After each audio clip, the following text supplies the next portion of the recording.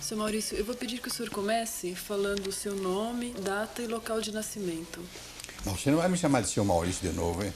Tá certo. Não diga Maurício Loureiro Gama. Certo. Hã? A data e local de nascimento. Tatuí, 18 de agosto de 1912. Vale dizer, daqui a poucos dias estou fazendo 85 anos. Não parece, obrigado.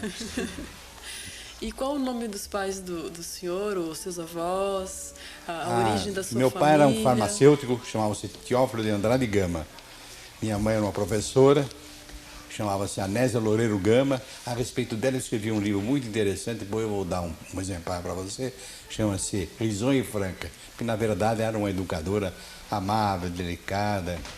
E o meu avô que me criou era um brasileiro, um boiadeiro e tropeiro. Eu fui boiadeiro e tropeiro até os 14 anos, gostava muito. Mas meu avô achou melhor, vai ser doutor lá em São Paulo, vai meu filho. E como foi a criação? O seu pai, qual era a profissão dele? Ele era farmacêutico, entendeu? Mas ele morreu de um acidente, um choque elétrico, morreu em 1915. E depois que moramos algum tempo longe onde era a farmácia, um bairro em Tatuí. Fomos morar num bairro distante porque a família perdeu o seu chefe, então aquilo causou um certo abalo. E assim, agora a grande figura da minha vida, eu já disse isso a você e repeti hoje, foi a minha mãe. Realmente ela era uma mulher extraordinária, educadora, ficou com 4 filhos, todos pequenininhos. O menor tinha alguns meses, o menor, Murilo, tinha 3 meses. Depois vinha eu, depois vinha minha outra irmã, mais velha que eu, que morreu há pouco tempo.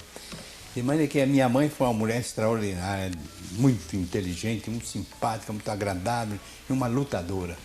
Ela é a mulher que marcou a minha vida. E ela marcou, inclusive, na escolha profissional? A escolha profissional foi polêmica, porque a minha mãe queria que eu fosse médico, porque meu pai era farmacêutico e há uma relação entre o farmácia e o médico. Mas logo eu entendi que eu não tinha jeito para medicina. Eu testemunhei um acidente com um colega que cortou o braço, numa brincadeira de colégio, e eu passei a manhã toda segurando o braço do camarada, esborrifava sangue por toda parte, e depois de ver aquele sangue todo, eu desmaiei. Eu disse, olha, um médico não pode desmaiar, que negócio é esse? Eu não sirvo para médico. Eu vou ser mesmo advogado, daí vim para São Paulo fazer advocacia. E como foi a vinda para São Paulo? Entrei na faculdade e não gostei da faculdade de Direito. Fui até o 3º ano e abandonei a faculdade. E fiquei sendo jornalista apenas. Só muitos anos depois é que eu resolvi reencetar o curso jurídico e me tornei um advogado. Você poderia contar um pouco mais da sua infância, como foi a sua educação? O senhor poderia contar um pouco mais da sua infância, como foi a sua educação em Tatuí, quando o senhor veio para São Paulo estudar? O senhor poderia contar um pouco dessa parte da sua vida? Ah, sim. O meu avô era um xeretão, era um curioso. Um dia ele chegou em casa e disse, meu filho, ele me chamava de meu filho, ser neto. Olha, eu vi 2 velhos conversando agora há pouco, hoje é dia 24 de outubro, ele me disse, hoje é 24 de outubro, 23 de outubro, parece que houve qualquer coisa no Rio de Janeiro. Como assim, papai? Houve qualquer coisa no Rio de Janeiro. Parece que o Washington Luiz foi deposto. Vê como a comunicação naquele tempo era lerda, lenta, tardígrada, né? Demorava para saber, um acontecimento importante demorava dias e dias para a gente ficar sabendo, né? Então, ele diz, olha, você deita cedo hoje. Por quê, papai?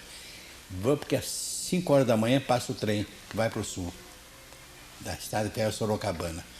Às 5 horas da manhã nós estamos na estação da Sorocabana para ver a chegada dos jornais de São Paulo. Se os jornais circularem sem censura, é porque a Revolução está vitoriosa.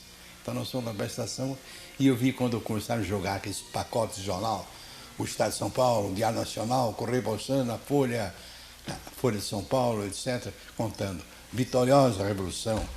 Né? E assim, 20 dias depois, eu estava na estação da minha terra para ver a passagem de Getúlio Vargas. E eu vi, era um rapaz simpático, Getúlio. Eu digo rapaz, ele era muito moço naquele tempo, devia ter 40 e poucos anos, Getúlio, muito bem fardadinho, ele ao lado do general Góes Monteiro, do general Flores da Cunha e outras grandes figuras da Revolução de 30. E até aconteceu um episódio curioso. Posso contar a historinha? Pode. A historinha é muito engraçada, porque uma menininha de Tatuí escreveram um discurso para ela saudar o doutor Getúlio Vargas, o líder da Revolução. Então deram a palavra a mim. E agora tem a palavra a jovem menina, o Hoffmann. Então ela fez um discursinho. Senhor presidente, a nação brasileira aguardava este momento de libertação. Deus queira que tudo dê certo e que tenhamos um novo sistema político mais saudável no Brasil. E agora eu convido a todos que me acompanhem num viva. Viva, viva o doutor Washington Luiz. Ela se enganou, coitadinha da menina.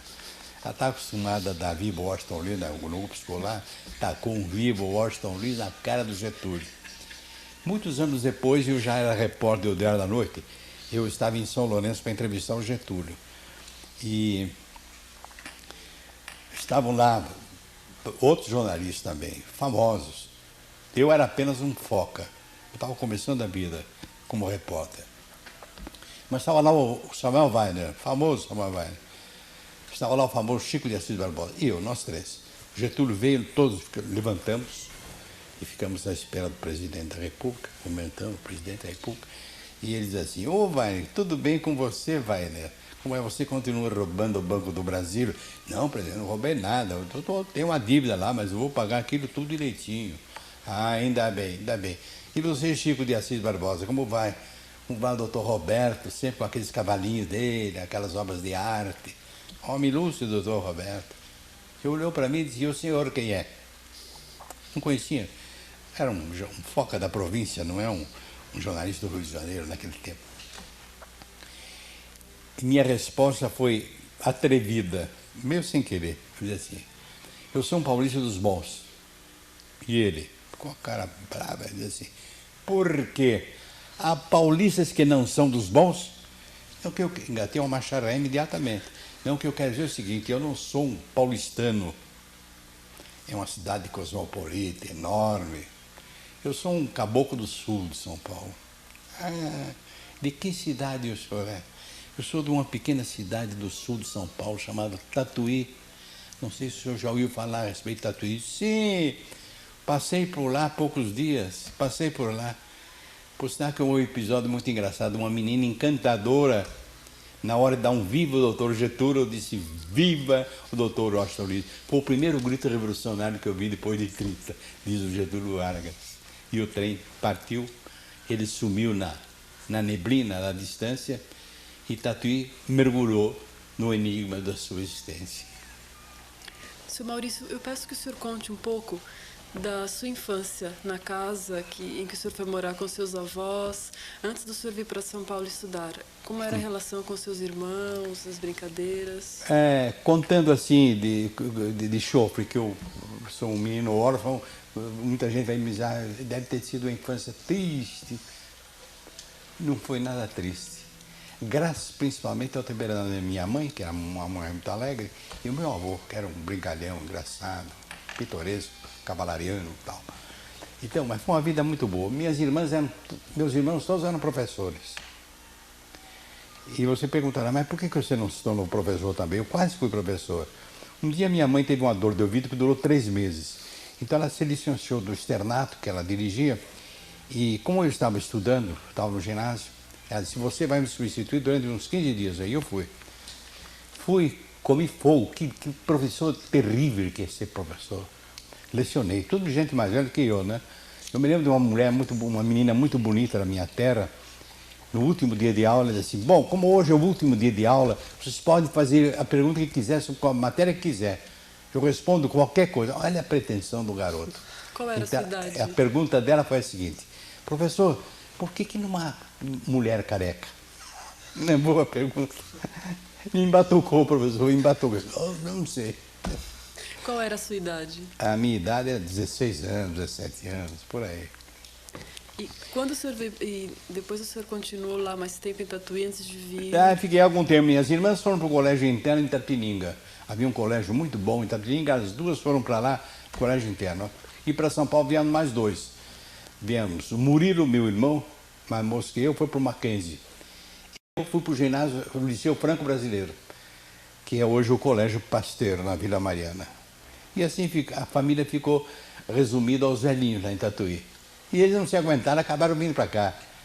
Vieram saber da gente, né? Acompanhar a vida da gente aqui em São Paulo. E eles ficaram morando em São Paulo também? Ficaram morando aqui em São Paulo também. E como foi a vida de estudante em São Paulo? Bem, você imagina o boêmio que eu fui, né? Aquela vida, aquela correria, sozinho, solto no mundo, a família lá em Tatuí. Eu e meu irmão, nós dois, e se eu fosse muito religioso, iria Deus. Que idade tinha nessa época, quando veio para São Paulo? Ela quer saber em minha idade. Eu tinha aqui uns anos, você pode 17, falar. 18 anos, por aí. Daí eu comecei a fazer o tiro de guerra, fiz o tiro, e aconteceu uma coisa engraçada. Quer que eu conte a história? Então conta essa historinha. Eu estava fazendo o tiro de guerra, fardado, de repente estourou a Revolução de 30. Estourou a Revolução e eu pensei cá comigo, eu tenho que me apresentar imediatamente ao comandante do meu batalhão, porque estourou a Revolução que veio. Tomei o bonde de Vila Mariana, bonde 29, lá fui para Santana.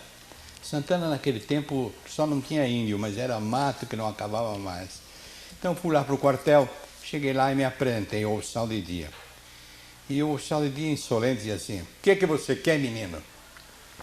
Não, o problema, eu gaguejei um pouco. Não, o problema é o seguinte, é que estourou a Revolução e como eu não sou tropa regular, eu sou do tiro de guerra, eu queria pedir licença ao meu comandante para eu ir para Tatuí. E eu não quero ser condenado depois como desertor ou coisa que eu valha. Ah, quem é o seu comandante? O comandante é o Tenente Tabajara. Você é amigo do Tenente Tabajara? Sou. Você me deu uma boa informação. O Tenente Tabajara está preso e incomunicável no quartel. Ele é um dos líderes da Revolução aqui. Você podia ter arranjado um amigo melhor, mas era o meu comandante, né?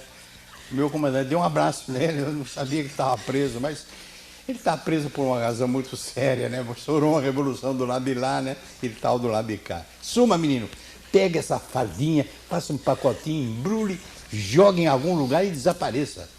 E eu lá fui para Tatuí. Cheguei em Tatuí, a polícia toda tinha sido convocada para brigar com o Getúlio, e eu fui convocado, o prefeito nos convocou, disse, todo sujeito que está fazendo tiro de guerra é um soldado. E você vai prestar serviço militar aqui na cidade, guardar a cidade. Então eu me apresentei e prestei serviço durante toda a Revolução lá em Tatuí. E aconteceram 1000 coisas engraçadas na Revolução, mas algumas nem posso contar aqui. Fica para outra ocasião, uma outra oportunidade. Quando completar 100 anos de televisão, eu conto. Tá bem? E quando o senhor começou a trabalhar? Qual foi o seu primeiro trabalho? Boa pergunta. É o céu, né? Comecei a trabalhar, ganhar um dinheirinho, né? Então, em 33... Bom, em 32 eu já escrevia minhas coisas, mas para valer profissionalmente, eu comecei a trabalhar em 1933, num jornal chamado Correio de São Paulo. A redação era ali na Rua Livre Badaró, pertinho do Diário de São Paulo, que era na Praça Patriarca. E ali eu entrei. Ali eu trabalhei mais ou menos um ano, nunca recebi nenhum salário. O diretor do jornal era um ser simpaticíssimo e malandro. Eu chegava no fim da tarde, assim, doutor fulano, posso dar nome? Não estou falando mal dele, estou falando a verdade. Doutor Rios Marinho, não dá para arranjar um dinheirinho para a gente? Ele disse, não, hoje à noite todos vão receber um dinheirinho. Então saía a redação inteira acompanhando o diretor, descemos a Rua Livre Badaró, passávamos no Franciscano, tomávamos um bom chopp, ele pagava a conta. Um bom chopp, um sanduichinho. Depois ele olhava para o secretário do jornal, Cândido Motoledo, e disse assim, bom, você tem que dar um pouco mais, 20 mil reais para você. 20 mil reais. Para você, 10. Você, o Maurício, você é foquinha ainda, está começando a vida agora, leva 5 cruzeiros. Era assim. 5 cruzeiros dava para tomar um chopp, comer um sanduíche e não morrer de fome.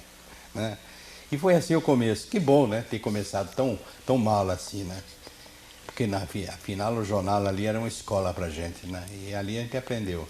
Depois dali eu fui pro Diário da Noite. Eu atravessei a rua, já tinha o Diário da Noite. Já era um grande jornal.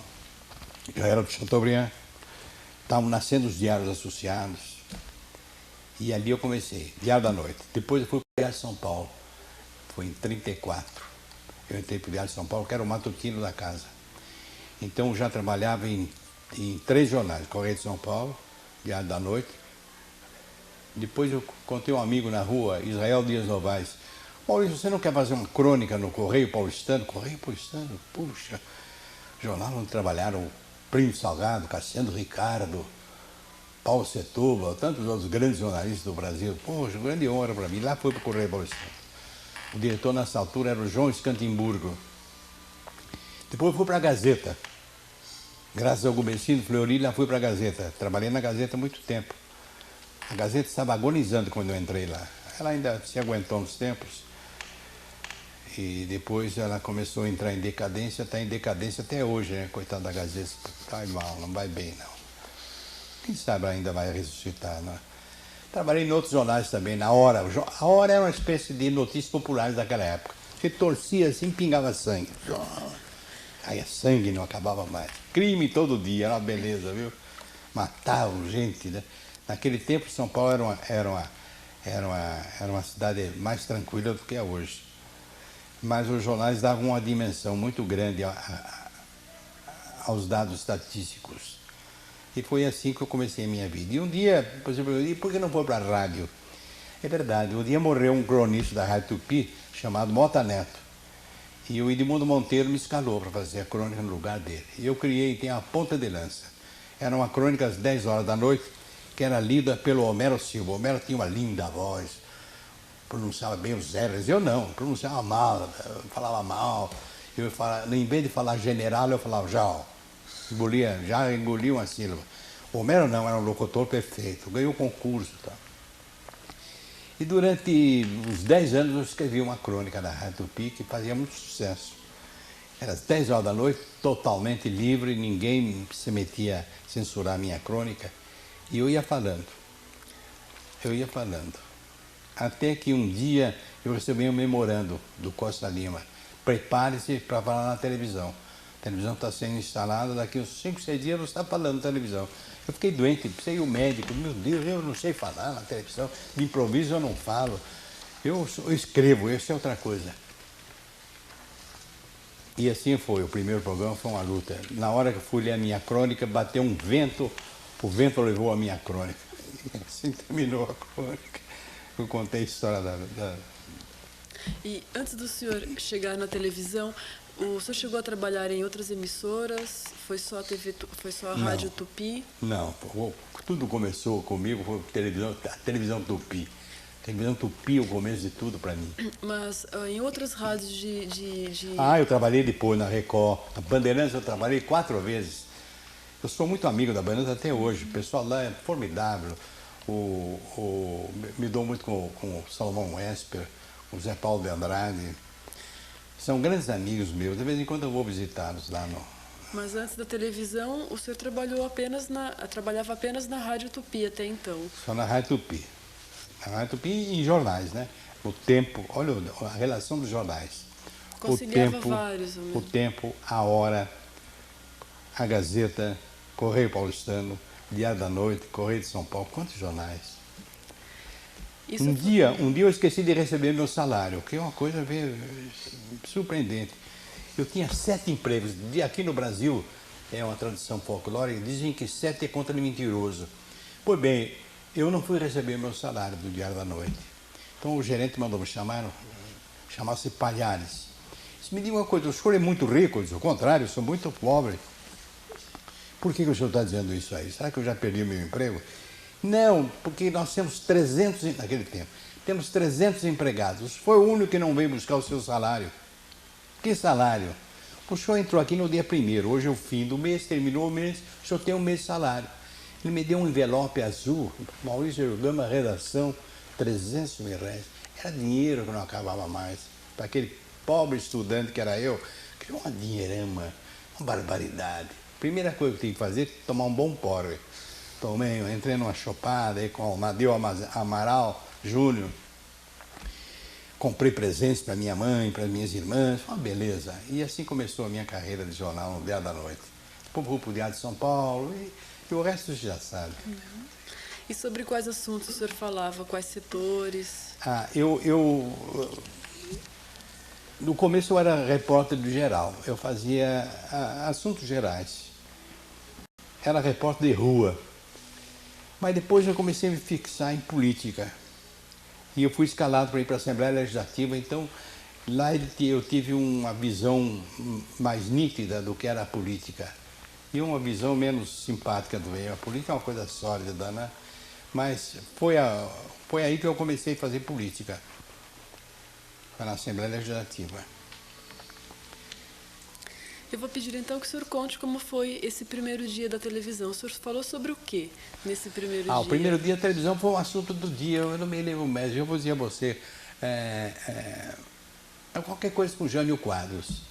O Jânio tinha brigado na Câmara Municipal e levou um murro na cara, levou uma bofetada na cara e saiu sangue. Então o Jânio pegou aquele processo todo e passava no rosto, cheio de sangue, e dizia assim, é o sangue do povo. O Jânio era um artista, né? O sangue do povo, aquele foi um sucesso, né? Então eu estava contando essa história na minha crônica, 10 horas da noite, né?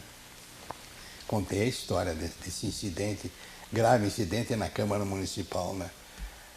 E foi assim, a primeira crônica. Mas você que está querendo saber, é uma história que eu contei para você aí no corredor agora, é um negócio da mulher, tem um caso da mulher interessante.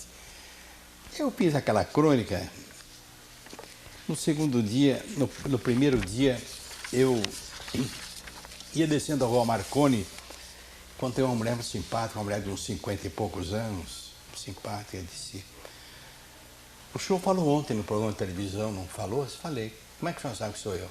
É, porque o senhor tem cabelo grisalho. Naquele tempo era grisalho, hoje não. Hoje eu sou Papai Noel mesmo. Branquinho, branquinho. Mas agora, o senhor é um homem insolente. Como assim? Insolente como? O senhor não me consultou para coisa nenhuma. O senhor podia ter trocado ideias comigo no ar. O senhor disse assim, minha opinião sobre democracia é o seguinte, dava minha opinião, eu perguntava, e a senhora, o que pensa das coisas? Eu disse, como é que eu vou fazer esse diálogo entre mim e a senhora? Fica complicado.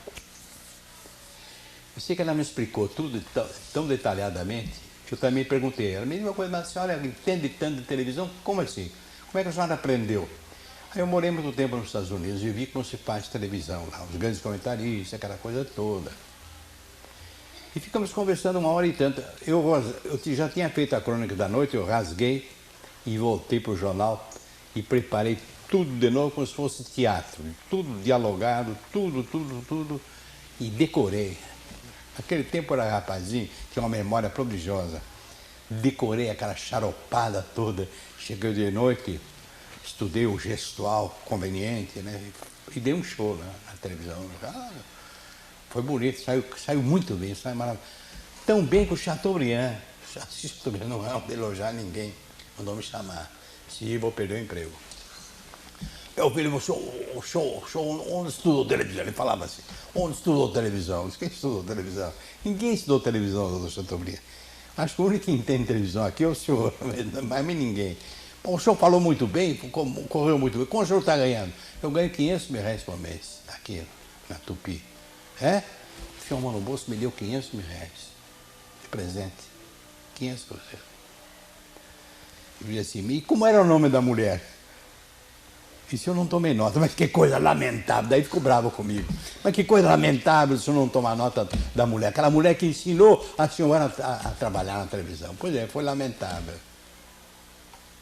É isso. E como é que estava a equipe? Como é que estavam os profissionais no primeiro dia de televisão? Como foi esse primeiro dia que o senhor lembra? O primeiro dia, todos nós não havia um script, por exemplo. Não havia um script para cada um. Então tinha lá os colegas, o David Alves, a Hebe Camargo, o Ribeiro Filho, o Homero Silva. Cada um já tinha as suas coisas para fazer, o seu comentário para fazer. E foi isso, foi um dia um pouco tumultuado, mas é assim mesmo, né? Isso era à noite? Era à noite. Diário de São Paulo foi à noite. O primeiro dia de televisão foi à noite, 18 de setembro de 1950. Não haviam outros horários ainda de televisão? Não havia. Como Record, era? a Record iria surgir uns 8, 10 anos depois. Não tinha. Não tinha tico-tico, nem espera, nem amigo. Estava nascendo a televisão. Um elenco pequeno ainda.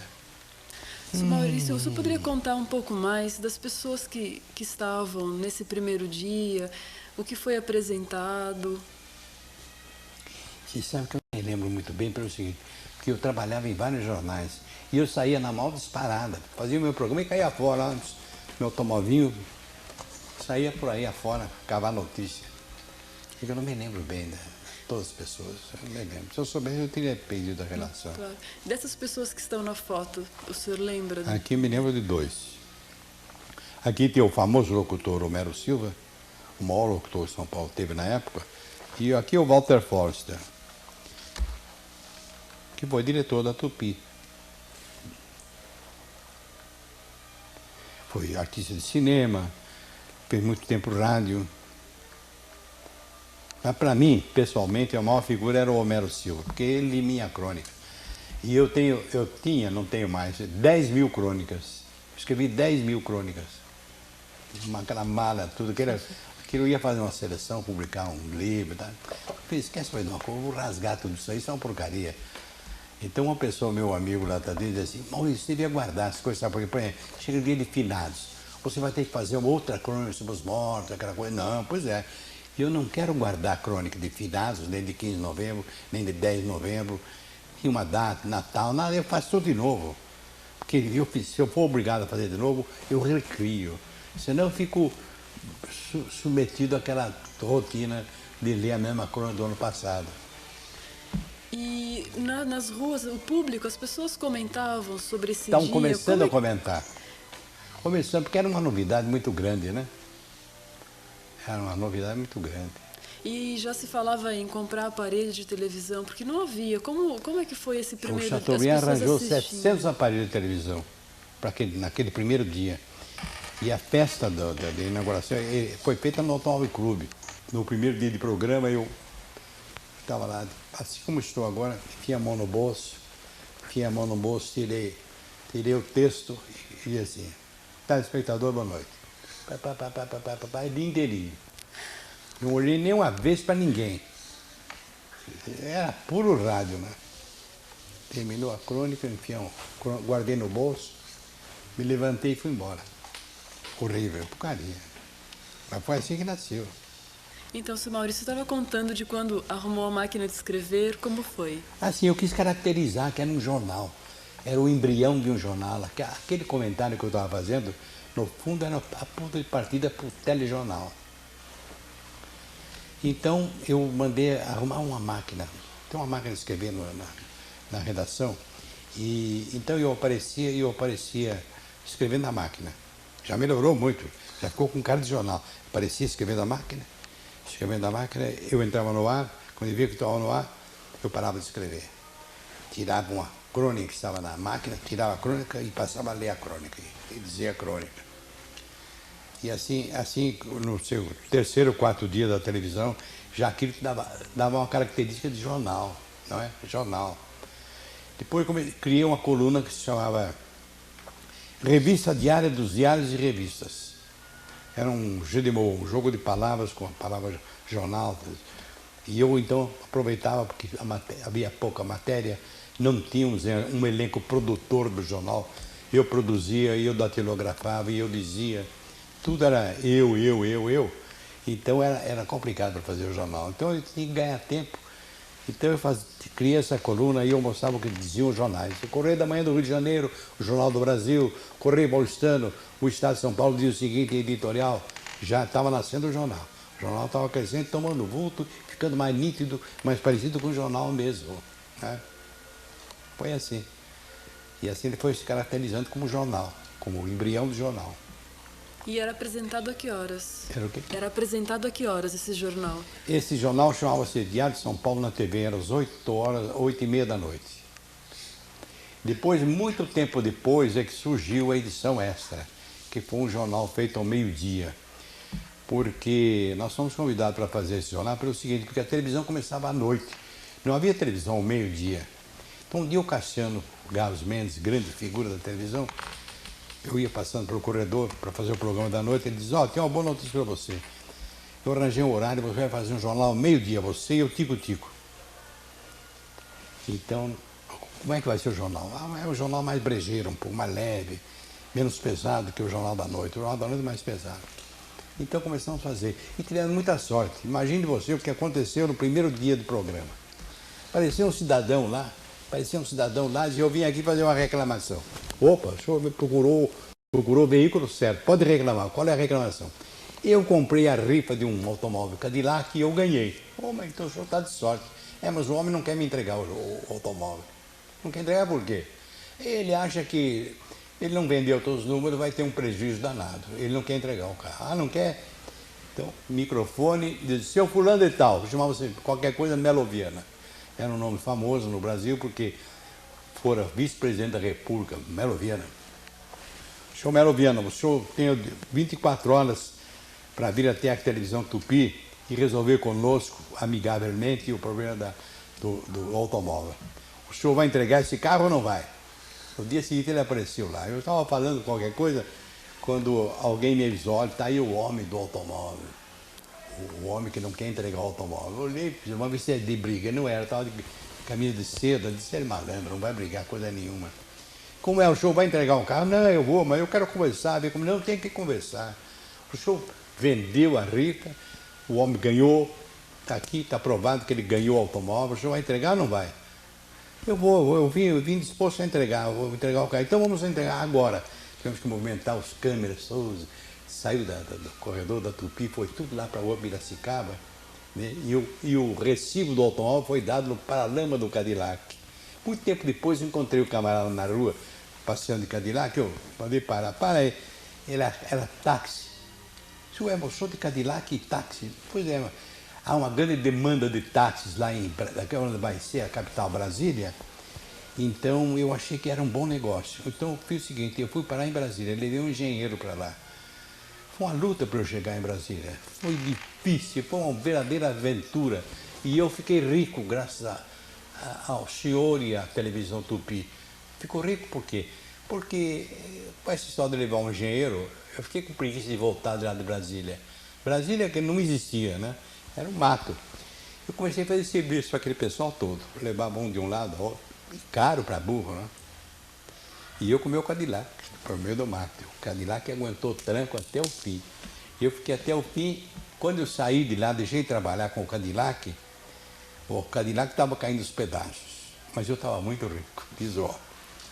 Interessante a história, né? A TV ela já tinha esse sentido de prestação de serviço? Quem, motorista? Não, a TV. Não, nada disso, estava nascendo. Foi tudo na hora. Não, nem tinha departamento de publicidade ainda. Foi tudo inventado. Naquele tempo não havia ainda departamento de publicidade. Como o senhor selecionava os assuntos que ia falar na televisão, que ia abordar na televisão?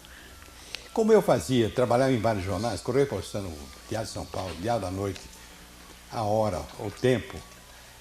Como eu trabalhava em vários jornais, eu tinha opção de assuntos, estava tudo na cabeça, era só botar no papel, né? Era o que eu fazia. E depois, como foi nascendo o programa de entrevistas? Como é que esse jornal foi passando para debates, as pessoas viram a televisão, começaram a ficar interessadas em comparecer, porque perceberam que dava uma repercussão tremenda. Embora nos primeiros dias não houvesse o quê? Uns 700 aparelhos. Quando me disseram, o Chateaubriand chegou a comprar 700 aparelhos de televisão para aquele primeiro dia, né?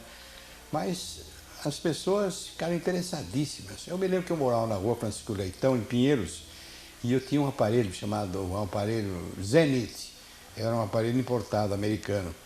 Enchia de gente na minha casa para ver. O senhor dá licença de a gente ver a televisão? Por favor, vamos entrar. Entrava na minha casa. Minha casa ficava cheia de vizinhos para ver a televisão. Que era uma festa, uma novidade. O senhor comprou logo a televisão? Eu comprei logo uma televisão. Eu trabalho na televisão, você não tem televisão na sua casa? Não pode. Então, comprei uma Zenith. E quais pessoas o senhor entrevistava no programa? Como foi?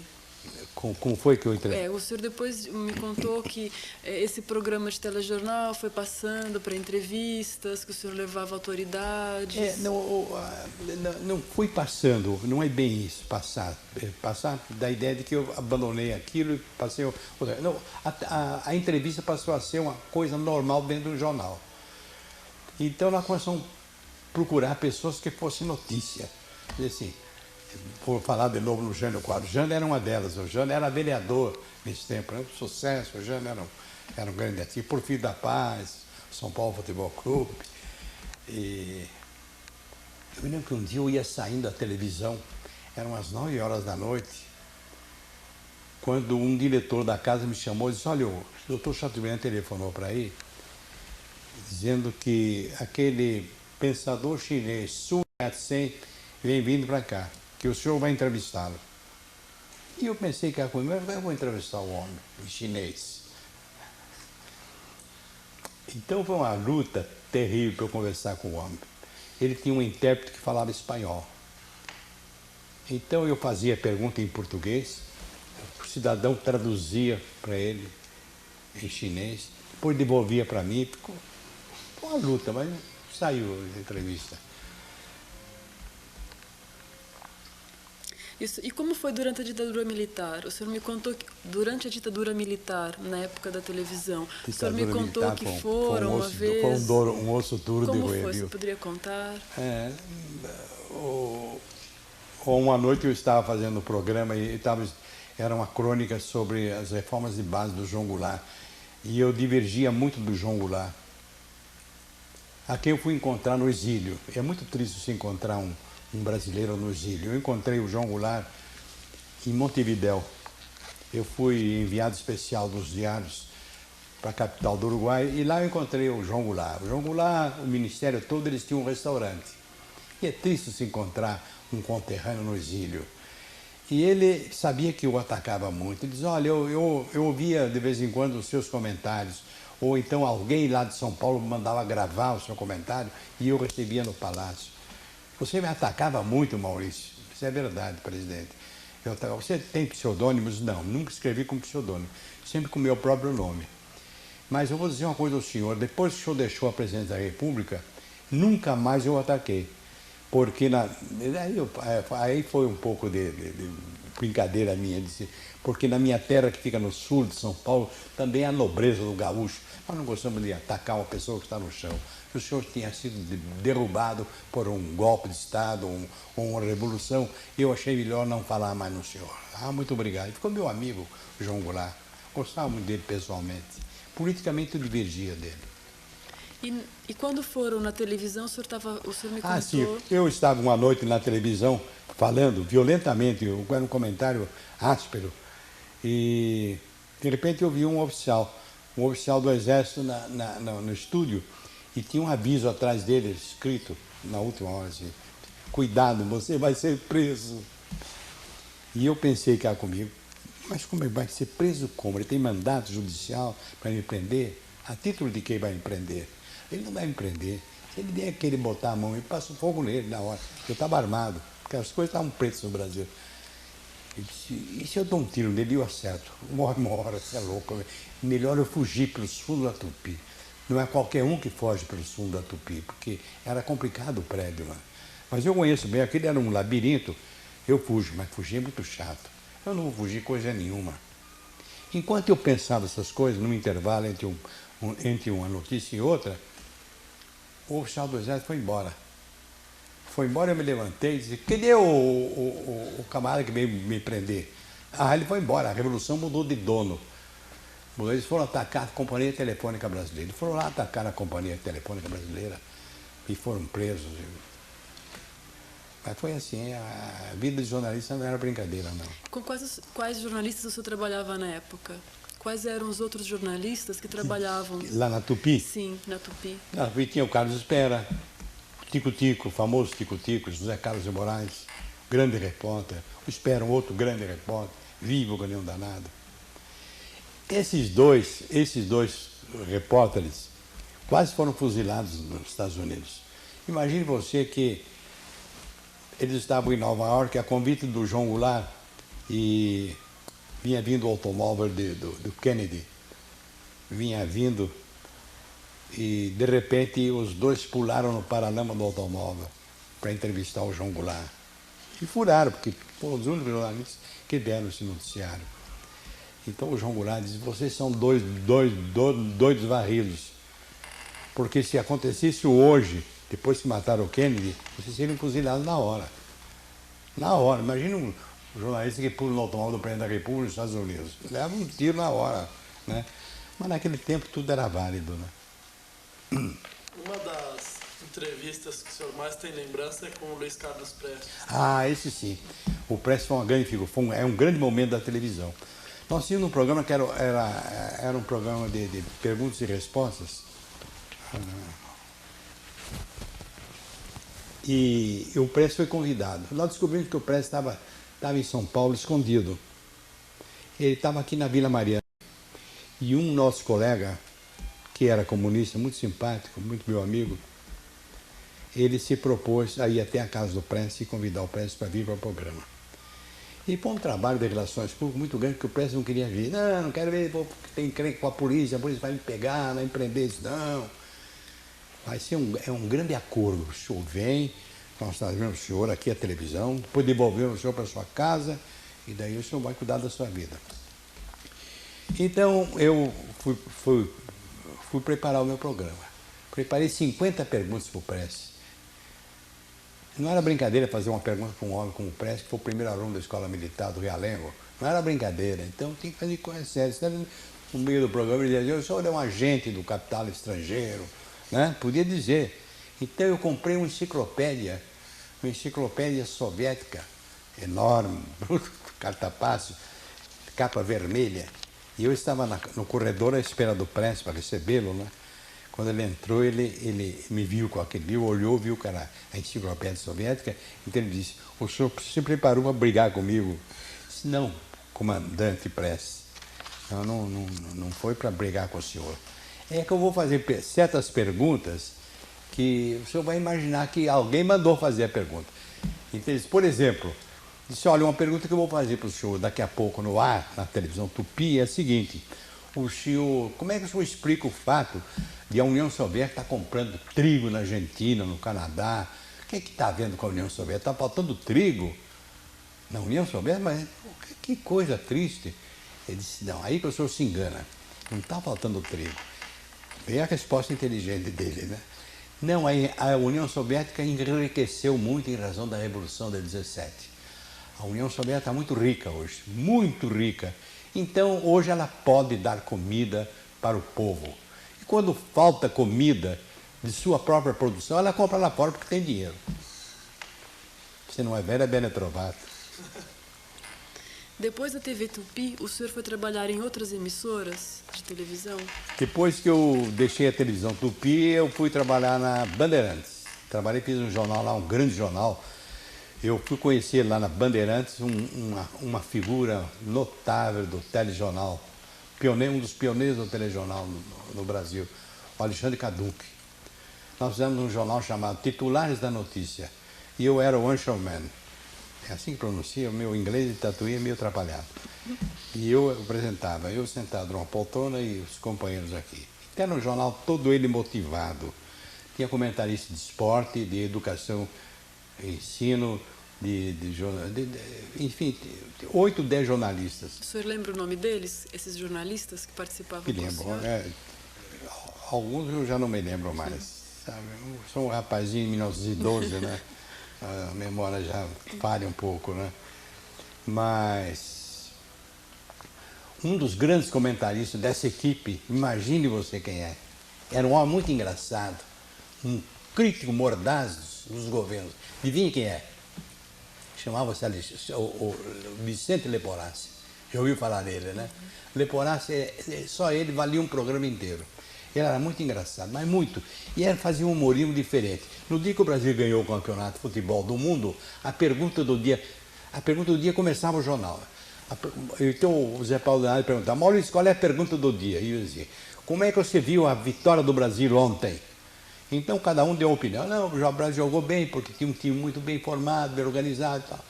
Quando chegou no Leporassi, eu perguntei, e você, Leporassi, como é que você viu o jogo de ontem? Isso eu vi pela televisão. Não ficou engraçado? Vi pela televisão. Todos nós ficamos de queixo caído, aquela graça dele, né? O Leporello era muito engraçado. Quando o senhor entrou na TV Bandeirantes, em que ano? Ah, isso já não me lembro. O senhor ficou bastante tempo? Fiquei muito tempo, Quanto faz tempo? tempo. Eu fiquei, olha, é incrível, eu trabalhei 4 vezes na Bandeirantes. Geralmente você entra numa empresa e sai, ou sai magoado com a empresa, ou a empresa ficou chateada com você. Eu já voltei lá 3, 4 vezes. Primeira vez que eu trabalhei na Bandeirantes, a Bandeirantes estava nascendo na Rua do Badaró. Era uma pequena rádio. Era uma bem pequena rádio. Depois eu saí de lá e eu era apenas um foca de rádio. Daí eu fui para Tupi. Da Tupi eu voltei para Bandeirantes também. Coincidiu, eu trabalhava nas duas. Trabalhava nas duas? Fiquei trabalhando nas duas. Para fazer um salário razoável lá. Depois saí pela terceira vez. Quando houve a redemocratização do país, eu fui convidado a fazer um jornal. Um jornal, nós gravamos a voz do presidente da Assembleia, que era o Valentim Gentil. Então ele dizia, está aberta a sessão. Era solene. E aí a gente fazia o comentário da abertura. Né? Fiz um jornal lá, durante muito tempo. Por sinal que aconteceu um incidente interessante comigo na Rádio Bandeirantes.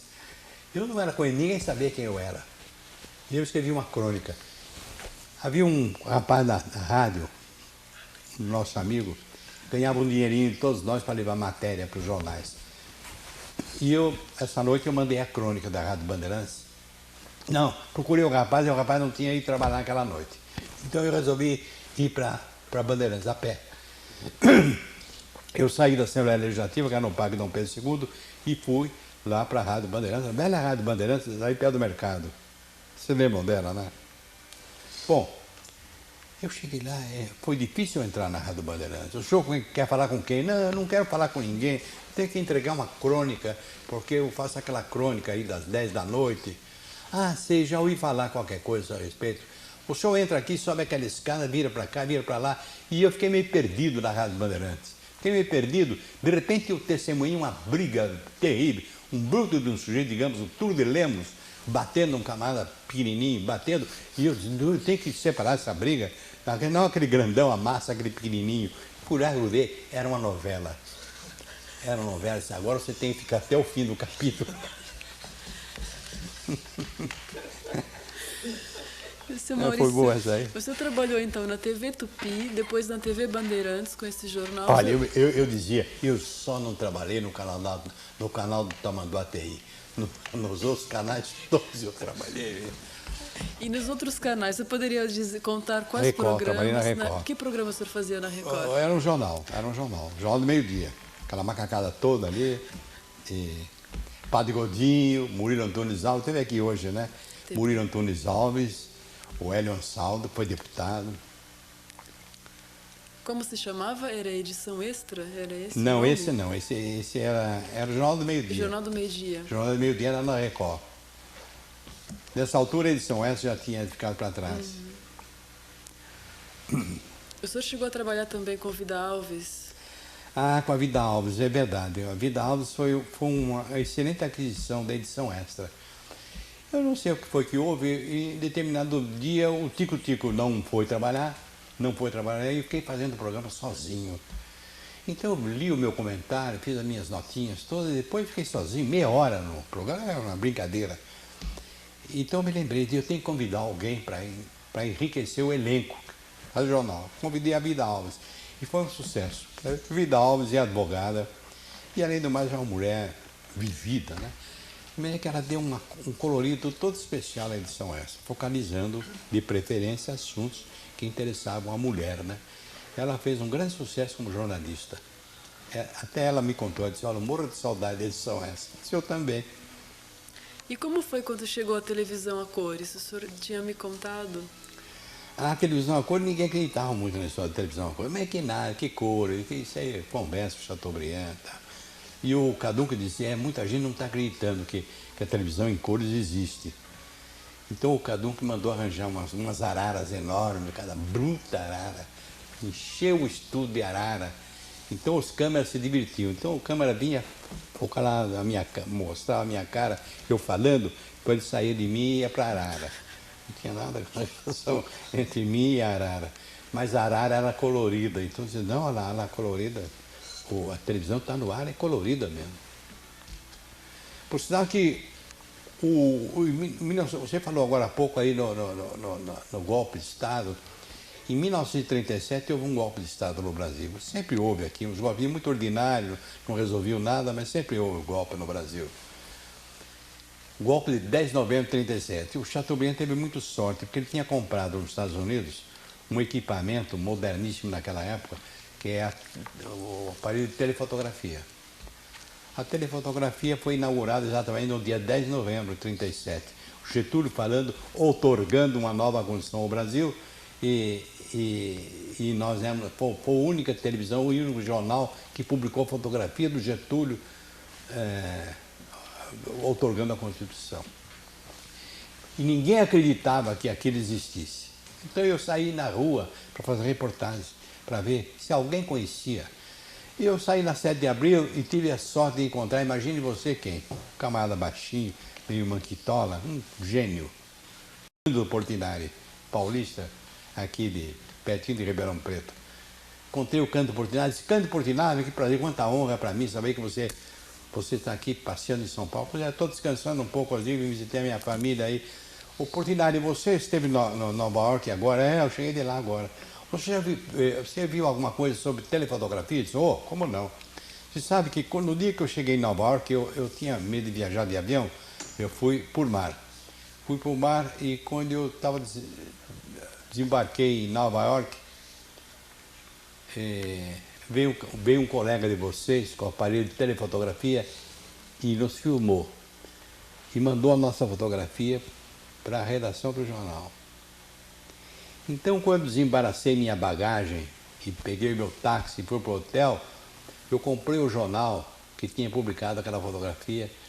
Meia hora depois estava o jornal na rua com a minha fotografia. Para mim foi uma coisa espantosa, uma coisa surpreendente, uma revolução tecnológica notável, né? Isso aconteceu. Dos programas de televisão, que lembrança mais marcante o senhor tem? O que o senhor fez na televisão? O que o senhor gosta de se lembrar? O senhor poderia comentar isso? Que passagem marcante o senhor se lembra do período que o senhor trabalhou na televisão? Dos programas que o senhor fez? Qual deles o marcou? Tem coisas curiosas. Você sabe que um dia fui preso, né? Segundo a região militar aqui em São Paulo. Então, eu cheguei no quartel-general e mandei meu cartãozinho.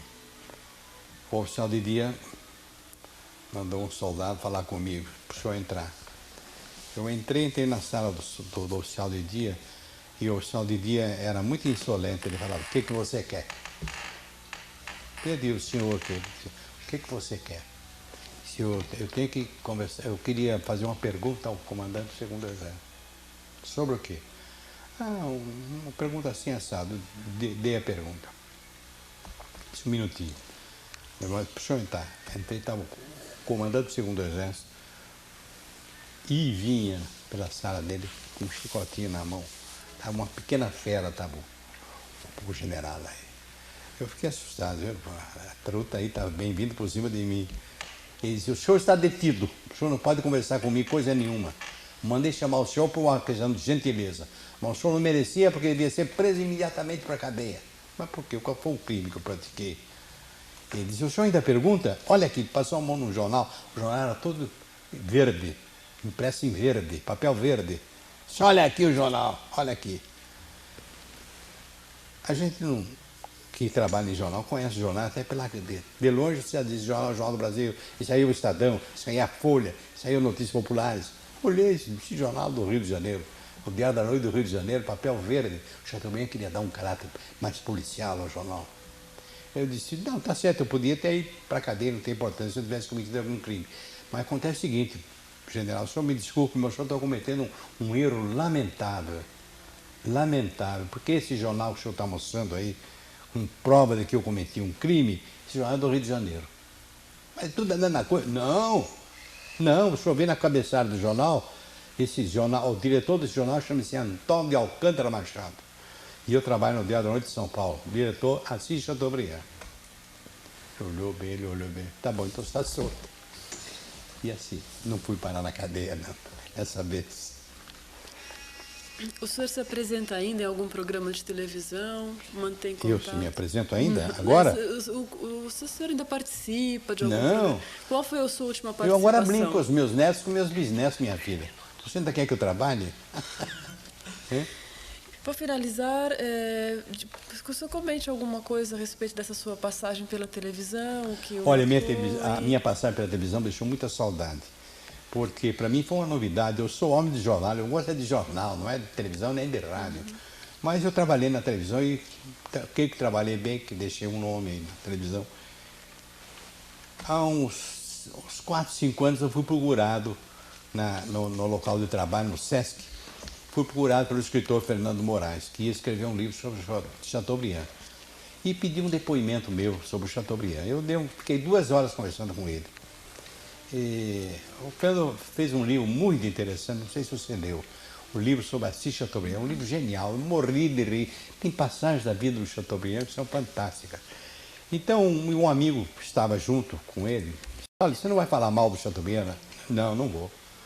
Eu trabalhei 38 anos com o Chateaubriand, vou falar mal dele agora que ele morreu? Não, agora não. Por sinal que eu tive um incidente grave com ele, pouco antes dele morrer. Ele mandou me chamar, eu era diretor do Donar, com o nome no cabeçalho. E deu ordem para eu escrever um artigo áspero contra o Nicolaus Arvos. Nicolaus Arvos era um miliardário aqui de São Paulo. E tinha acabado de morrer uma semana. Então eu estava de pé diante da mesa do Chateaubriand, e aguardando ordem de serviço, ele disse assim, eu vou escrever um artigo contra o Nicolaus Arvos. Disse, doutor Assis, eu lamento informar, eu não vou escrever o artigo. E peço demissão hoje no jornal. Mas o que foi que houve, meu amigo? Eu aprendi com um grande jornalista chamado Assis Chateaubriand que não se escreve um artigo contra alguém, a gente escreve um artigo sobre alguém.